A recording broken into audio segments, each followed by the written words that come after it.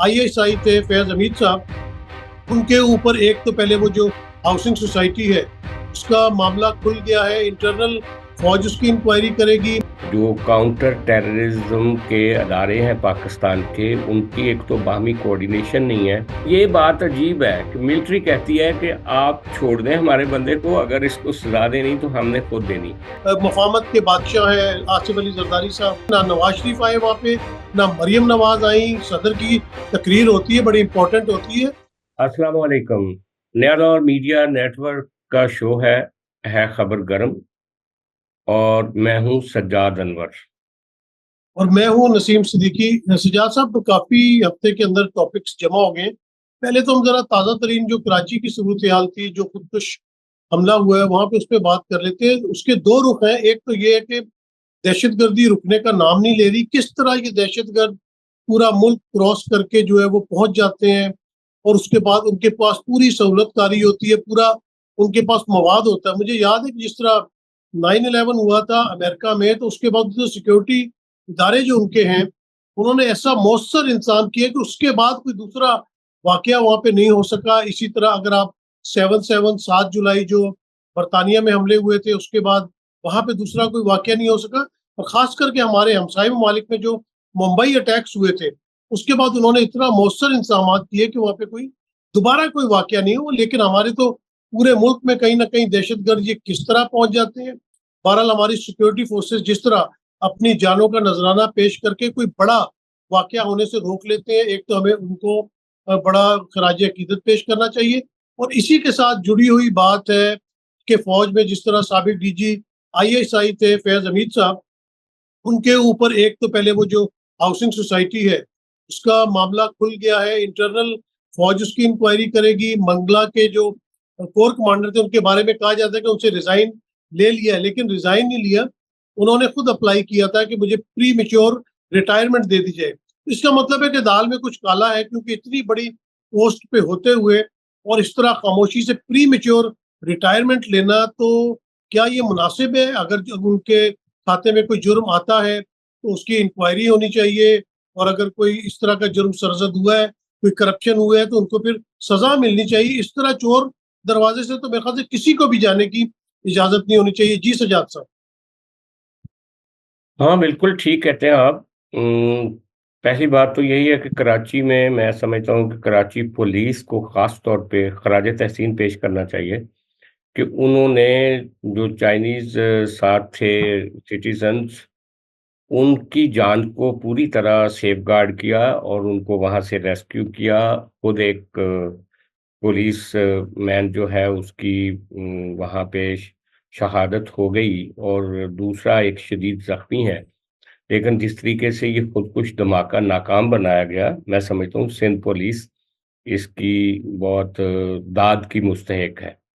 रह गई बात कि वो जो आपने कहा था कि दुनिया में दहशतगर्दी होती है, लेकिन वो फिर एक कॉम्प्रिहेंसिव पॉलिसी लेकर आते हैं जिसके नतीजे में उनकी सिक्योरिटी फूल प्रूफ हो जाती है। तो बदकिस्मती से हमारे मुल्क में ऐसा नहीं हो सका। उसकी बुनियादी कई वजूहात हैं। उसकी एक बड़ी बुनियादी वजह ये है कि जो काउंटर टेररिज्म के अदारे हैं पाकिस्तान के, उनकी एक तो बाहमी कोऑर्डिनेशन नहीं है, और दूसरा कई अदारे बाज़ औक़ात पैरेलल काम कर रहे होते हैं। और बाज़ औक़ात सारे काम करने के, सारे लोगों के काम करने पर मतवाज़ी कोशिशों के बावजूद आप नहीं रोक पाते उनको, तो ये बहुत बड़ी नाकामी। और उसके साथ ही साथ जब नेक्टा बनाया गया था, तो बेसिकली नेक्टा का मतलब ये था कि तमाम इंटेलिजेंस एजेंसीज की एक अंडर वन रूफ एक तरह से उनकी कोलैबोरेशन होगी, और सारे मिल के इस एंटी टेररिज्म ड्राइव को चलाएंगे। लेकिन बदकिस्मती से जो हाल नेक्टा का अब तक जारी रहा है, आज पहला दिन है कि मैंने देखा मोहसिन नकवी साहब ने सारे स्टेक होल्डर्स को, सूबों की मैनेजमेंट एडमिनिस्ट्रेशन को भी, आईजीज भी सारे गए हुए थे, और सब लोगों को मिला बुला के, और अब वो कोशिश कर रहे हैं कि नेक्टा को दोबारा से फाल किया जा सके। और ये जो पैरेलल कोशिशें होती हैं, आईएसआई की अपना एक नेटवर्क है एंटी टेररिज्म, पुलिस का एक अपना काउंटर टेररिज्म का डिपार्टमेंट है, इंटेलिजेंस अदारे कुछ काम कर रहे होते हैं, सिविल अदारे काम कर रहे होते हैं। तो बेसिकली इन सबको मिला के जो नेशनल एक्शन प्रोग्राम बनाया गया था, उसके बाद उनके ऊपर जो कोऑर्डिनेशन के साथ काम होना चाहिए था वो नहीं हुआ। ये बड़ी बदकिस्मती की बात है। और ख़ास तौर पे वो हसास एरियाज़ पाकिस्तान में, जैसे ग्वादर है, जैसे दासू डैम की साइट है, जैसे जिन जिन साइट्स पे चाइनीज़ काम कर रहे हैं, जैसे सी पैक के मुख्तलिफ प्रोजेक्ट्स हैं, ख़ास तौर पे उनकी निगरानी बहुत ज़रूरी है। उसके साथ ही साथ मैं समझता हूँ कि मुल्क के अंदर भी जो हमारे आम शहरी हैं, उनका तहफ़्फ़ुज़ भी ज़रूरी है। तो उसके लिए जो हमने देखा है कि जो टेररिस्ट एक्टिविटी करने वाले ग्रुप हैं, वो ज़्यादातर अफ़गानिस्तान से मतलब ओरिजिनेट होते हैं और नीचे आते हैं। बलूचिस्तान की टेररिज्म में भी अफ़गानिस्तान की ज़मीन इस्तेमाल हो रही है, और ख़ास तौर पे चाइनीज़ के खिलाफ जो अटैक हो रहे हैं, उसके लिए भी अफ़गानिस्तान की ज़मीन इस्तेमाल हो रही है। हालाँकि चाइना का अच्छा खासा एक किरदार है इस वक़्त की अफ़गान तालिबान गवर्नमेंट के साथ भी, और वो उनको रीबिल्ड करने में उनकी मदद कर रहे हैं बाज़ चीज़ों पे। तो तालिबान जो अफ़गानिस्तान के हैं, उनको भी अकल के नाख़ुन लेने चाहिए। और पाकिस्तान के अंदर भी जो बहुत सारे लोग, तबक़ात ऐसे हैं जो अभी तक इन दहशतगर्दों के लिए सॉफ्ट कॉर्नर रखते हैं। हमारी मज़हबी तंज़ीमें हो गईं, बाज़ पॉलिटिकल पार्टियाँ हो गईं, तो उनको भी चाहिए कि वो कम से कम इन गारतगर लोगों के लिए किसी किस्म का कोई सॉफ्ट कॉर्नर ना रखें।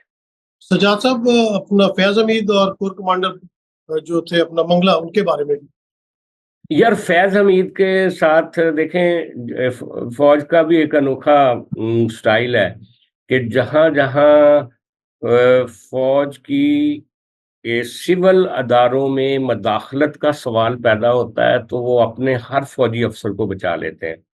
मसलन उन्होंने कभी भी किसी फ़ौजी अफ़सर को ये सज़ा नहीं देने दी, जितनी भी इंक्वायरीज़ हुई हैं आज तक, कि वो उन्होंने कुछ सियासी कामों में मुदाखलत की और उनके खिलाफ कार्रवाई हुई हो, सिवाय इसके कि वो जनरल असलम बेग को बेनज़ीर भुट्टो ने मजबूर कर दिया था, एविडेंस दे दिया था ब्रिगेडियर इम्तियाज़ और मेजर आमिर के बारे में, तो इनको उस वक़्त रिटायर किया गया था सियासी मामलात में मुदाखलत के लिए। तो जो धरना फैज़ाबाद धरना का मामला था, उसमें फैज़ हमीद डायरेक्टली ज़िम्मेदार था, और जो बयानात इस वक़्त भी नून लीग के लोगों के आ रहे हैं, वो कह रहे हैं कि वज़ीर-ए-आज़म साहब को बताया गया था कि अब इसके अलावा तो कोई चारा नहीं, क्योंकि हमने पहले से ही एग्रीमेंट कर लिया है। जी, जब जी, उनके बिल्कुल, जिस तरह एहसन इकबाल का बयान आया है, जो या शायद बयान आया, खान अब्बास के उस वक़्त के हाँ, वज़ीर-ए-आज़म थे, तो उनका भी बयान कोई मिलता-जुलता ही लेकिन है। लेकिन वो जो इंक्वायरी के मेंबर्स थे, वो उन्होंने फैज़ हमीद को बड़े आराम से बचा लिया उसमें से ना, उस सारी सूरत-ए-हाल से। और ये बात अजीब है कि मिलिट्री कहती है कि आप छोड़ दें हमारे बंदे को, अगर इसको सजा देनी तो हमने खुद देनी। लिहाजा अब उन्होंने एक पुराना केस, वो केस जो कि बड़े चंद सालों से हवा में मुअल्लक था, आपको याद होगा, ये वाला जो हाउसिंग सोसाइटी वाला, जिसमें वो फैज़ हमीद साहब ने रेंजर्स को इस्तेमाल किया और अपने कारोबारी मकासद के लिए और ज़ाती मकासद के लिए एक जो रियल एस्टेट का बिज़नेस करने वाले साहब थे, उनके घर पे छापा मारा, तो उसको अब रीओपन किया है, और इसको उन्होंने, हमारी मिलिट्री ने जो प्रेस रिलीज़ जारी की है, उसके मुताबिक एक मेजर जनरल साहब को लगाया है इसकी इंक्वायरी पे, और ये भी कहा जा रहा है कि ये बेसिकली केस जो है, ये इंट्रा मिलिट्री रिलेशंस यानी अंदरूनी एक डिसिप्लिन की खिलाफ वर्जी है। शायद उस पे कुछ इनको सजा मिल जाए तो मिल जाए, लेकिन नहीं, हो हमारे, सकता है यहाँ से भी उनको क्लीन चिट मिल जाए, तो इसमें हाँ, कोई बईत नहीं, क्योंकि एक इल्ज़ाम लगा है और वो साबित कर दें कि उन्होंने वहाँ पे इंटरफेरेंस नहीं की। क्योंकि मामला ये होता है कि अगर कोई सबॉर्डिनेट, मतलब डीजी, आईएसआई भी तो किसी को रिपोर्ट करता है ना, तो आप अगर किसी एक बंदे को सजा देंगे तो फिर वो और नाम भी ले सकता है कि जी मैंने तो उसके कहने पे ये किया था, या मेरे साथ तो ये बंदा भी शामिल था। वो फिर पंडोरा बॉक्स जो है ना, वो खुलना शुरू हो जाता है। अच्छा, क्योंकि सियासत में हमारे पास टाइम की कमी होती है, बातें बहुत है करने वाली। कल मैं मौजूद था पार्लियामेंट हाउस के अंदर इस्लामाबाद में, और ये जो माहौल हमें देखने को मिलता है, ये कोई नया नहीं मिलता। जब भी पार्लियामेंट में चले जाओ, भले पीटीआई की गवर्नमेंट हो, नून लीग की गवर्नमेंट हो, पीपल्स पार्टी की गवर्नमेंट हो, वहां पे लगता है कि आप एक मछली बाजार के अंदर आ गए हैं। अगर सदर मुमलिकत है, अभी पीपल्स पार्टी कहती है कि जी मफामत के बादशाह हैं आसिफ अली जरदारी साहब, मफामत की बात करते हैं, तो उनकी तकरीर जरा सब्र और जमील के साथ सुननी चाहिए थी। लेकिन जब आरिफ अलवी तकरीर करते थे, जो पीटीआई के सदर कहलाते थे, तो उस वक्त ये क्या करते थे, बल्कि तो ये तो बेनजीर भुट्टो के दौर से ये रवायत पड़ी थी, गो बाबा गो। आपको याद होगा सदर इसाक के बारे में कहा जाता था, फिर गो लगारी गो आ गया, फिर जो भी आता था उसके साथ गो लग जाता था। तो बहरहाल मैं कल वहां पे मौजूद था और अजीब मनाजिर थे। वहां पे सारे सफारतकार भी आए हुए थे।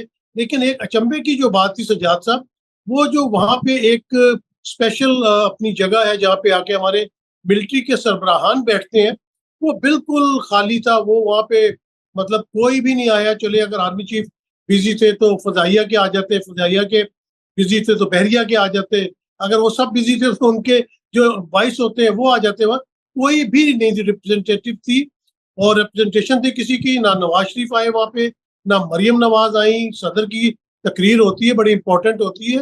तो ये बड़ा अजीबो गरीब माहौल था। फिर पीटीआई की तरफ से बहुत ज्यादा एहतजाज किया गया।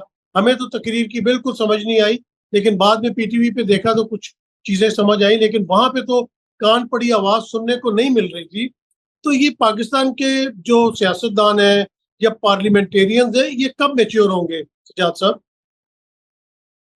बस ये सियासतदान या जो हमारी पॉलिटिकल पार्टियां हैं ना, ये बेसिकली सियासतदान सियासतदान का मुखालिफ है। वो दुनिया भर में होता है कि सियासत सियासत की जाती है, उसकी अपनी एक्सपीडियंसी होती है, हर बंदा अपनी कॉन्स्टिट्यूंसी के लिए शोर मचाता है, खप डालता है। लेकिन बदकिस्मती की बात यह है कि जब जिस मौके पे अगर इंटरनेशनल कुछ ऑब्जर्वर्स मौजूद हों या जिस मौके पे इस तरह की चीज़ हो कि पूरा मुल्क उसको देख रहा हो, उस वक्त एहतजाज करना चाहिए। मैं एहतजाज का मुखालिफ नहीं हूँ, लेकिन एहतजाज करने के मुख्तलिफ तरीके होते हैं कि आप महज़ब तरीके से भी एहतजाज कर सकते हैं। लेकिन कल पहला दिन था जब मैंने देखा कि वो जो आवारा लड़के गलियों में बाजे बजाते होते हैं, वो बाजे भी बजाए गए वहाँ पे। वहाँ पे बदतरीन गालम गलोच के अल्फाज भी इस्तेमाल किए गए, जिनकी वजह से सजाद साहब ये पहली दफा नहीं था। मैं क्योंकि पार्लियामेंट कवर नहीं करता यार, रहा हूँ तो अगर नसीम साहब पहले होता भी रहा है, ओहो यार, ये कोई पॉइंट स्कोरिंग की बात तो नहीं है ना। नहीं नहीं नहीं, किसी आपने कहा ना कि पहली दफा, आपने कहा पहली नहीं दफा नहीं, ये जो बाजे बाजे बजाए गए, बजाए गए, यार ये जो तो बाजे पहली दफा बजाए नहीं गए बजाए गए ना सजाद साहब। मौजूद। मैंने वही दुरुस्त करूँ, पहली दफा नहीं। मतलब आप पीटीआई पे वो इल्जाम धरने की कोशिश करना शुरू कर देते हैं। मैंने तो नहीं ओवरऑल नहीं बात नहीं, की ना कि ओ भाई, हमेशा ऐसे कल होता है। सीनियर रिपोर्टर्स जिन्होंने गैलरी को पिछले साल हर साल से कवर किया है, उन्होंने कहा है कि ये पहली दफा इस तरह के बाजे बजाए गए हैं। उन्होंने पहले गलत नहीं कहा है, सकते थे। उन्होंने गलत कहा, क्योंकि मैं भी नहीं साल साल से कवर कर रहा हूँ। नहीं, वहाँ पे मसला आप सीपीएम की मिसाल दें किस मशरिक वक्त है, बाजे, किस वक्त ये बाजे इस तरह के पहले बजाए गए बड़े मुझे। बाजे नून लीग वाले बाजे लेके आए हैं, पीपल्स पार्टी वाले लाए हैं। बहुत दफा यार ऐसी चीजें खुदा हुई हैं। खुदा का हाँ, खौफ करे, कोई क्लिप ऐसा नहीं फिर इससे खुदा का पहले। खौफ ना करे ना, ये छोड़ देना। आप लोग घूम फिर के जो है ना वो पीटीआई के तो ऊपर आ जाते हैं। हम पीटीआई तो कोई ओवरऑल, मुकद्दस हम कोई मुकद्दस हम कोई ओवरऑल पीटीआई बात कर रहे हैं। कोई हम पीटीआई ओवरऑल बात मुकद्दस कर रहे हैं। जमात है? उसी पार्लियामेंट में खड़े होके अगर दूसरी राना सियासी सना ने जमात, गालियां निकाली है मोहतरमा बेनजीर को, इसी पार्लियामेंट में खड़े होके ख्वाजा आसिफ ने फौज के खिलाफ जहर उगला है। तो हम ओवरऑल बात कर रहे हैं कि इस ओहो भाई, तो जो अगर अवाम के उन्होंने उगला नुमाइंदे है हैं। जहर, अगर उन्होंने जहर उगला है या किसी ने कोई बात की है, तो वो क्या रिपीट होनी चाहिए हर दफा नसीम साहब? क्या आइंदा किसी ने अकल सीखनी है या नहीं सीखनी? ये कैसी तकरार है जो आप शुरू कर देते हैं? पीटीआई वाले कोई दूध के दूल्हे हैं कि उनके नहीं खिलाफ नहीं, बात बात नहीं पता करती? तकरार की बात नहीं आज होती। दो आपने बंदे, जो बात आज दो, दिखा रहे हैं ना, आज सुने आज सजाद साहब सब, सुने, आप पता है क्या बात नॉर्मल हो रही होती है। आप कहते हैं देखिए जी पहली दफा, तो पहली आपने जब गलत बयानी कर दी यार ना तो एक फिर मुझे बाजा तो पहली दफा सही बजा, करना आपको पड़ता है। आपको जी वो वजह है, वजह है। मैं आपको उसका सबूत दे दूंगा अगले अच्छा चले, प्रोग्राम में। अगले प्रोग्राम में आप इसका सबूत दीजिएगा। अच्छा, हाँ, हम आगे चलो, बढ़ते हैं। बात आगे मुकम्मल बढ़ते कर। हैं। वो ये है कि जब आप एक इंटरनेशनल एक फोरम होता है, तो उस पे आपको तमीज सीखनी चाहिए। अगर ये तमीज नहीं सीखेंगे तो इनको फिर चित्तर मार के फौज तमीज सिखाती है ना।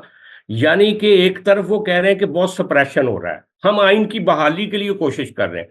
दूसरी तरफ ये है कि जो आइन बचा खुचा या बचे खुचे अदारे, उनको तबाह अपने हाथों से कर रहे हैं। ये कितनी बदकिस्मती की बात है।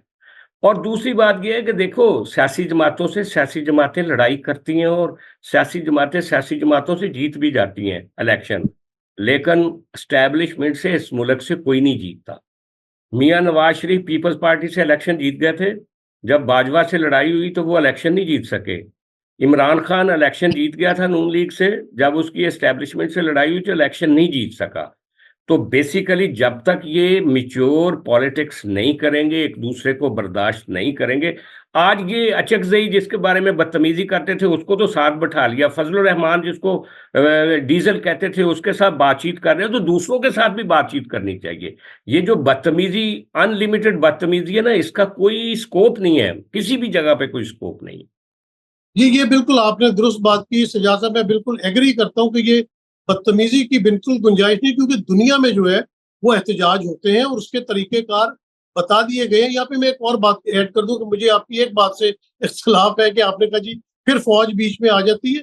देखिए, इस तरह के इख्तलाफात हमने दुनिया की असेंबलीज में देखा है, वो आपस में लड़ते हैं, वो आपस में सॉर्ट आउट करते हैं, लेकिन ये नहीं बनता कि फौज वहां पे आके मुदाखलत शुरू कर दे, क्योंकि फौज की जिस तरह हमारे पहले सेगमेंट में बात हो रही थी, जब उनके अपने मामलात होते हैं तो वो कहते हैं हम इसको खुद सॉर्ट आउट कर लेंगे। तो भाई सियासतदानों को वो कहते हैं ना, बड़े लड़े मरे, उनको सॉर्ट आउट करना चाहिए। आइन और कानून में इसकी बिल्कुल गुंजाइश नहीं है कि फौज या कोई और इदारा, यानी कि सुप्रीम कोर्ट कहता है जी इलेक्शन कमीशन बाइख्तियार है, हम उनके डोमेन में जो है वो नहीं कर सकते, पार्लियामेंट जो है बाइख्तियार है, हम उनके डोमेन में नहीं जा सकते। तो फिर फौज को भी चाहिए कि वो जमहूरी डोमेन में मत आए, जो जमहूरी डोमेन में मौजूद है उनको अपने मामला खुद सुलझाने चाहिए। और जिस तरह आपने कहा कि अकल की नाखून लेने चाहिए, पाकिस्तान की मईशत तबाह हो रही है, तमाम सियासतदानों को मिलजुल के बैठ के तो इसका हल निकालना चाहिए। जी सजाद साहब। और दूसरी बात ये है कि देखो, हम आइडियली तो जितनी मर्जी बातें कर लेंगे, फौज को बीच में नहीं आना चाहिए, लेकिन फौज तो बदकिस्मती से बीच में है, इस वक्त हकीकत है। और पिछले कई सालों से बीच में है, कई दहाइयों से बीच में है। इसको बीच में से उठा के बाहर रखने के लिए कई दफ़ा सियासतदानों ने एफर्ट किया है। कई दफ़ा 8वीं तरमीम को ख़त्म करने की कोशिश की, कई दफ़ा चार्टर ऑफ डेमोक्रेसी हुआ, कई दफ़ा 18वीं तरमीम हुई। लेकिन फिर क्या होता है? फिर ये होता है कि जब 2 जमातें आपस में अंडरस्टैंडिंग करते हैं, तो वो तीसरी लेकर खड़ी कर देते हैं।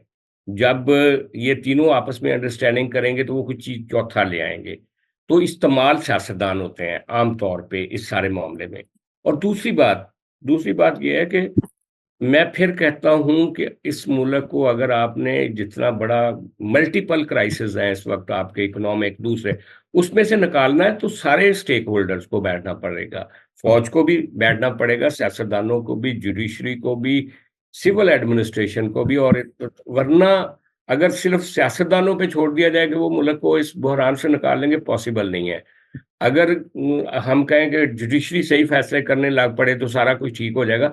मुझे याद है इमरान खान की तकरीरें पहले धरने में यही होती थी कि जिस मुल्क में इंसाफ हो वहाँ सब कुछ ठीक हो जाता है। इफ्तिखार चौधरी को बहाल किया गया और जब वो बहाल हुआ तो फिर सबसे पहले इमरान खान ही उसको गालियाँ निकाल रहा था।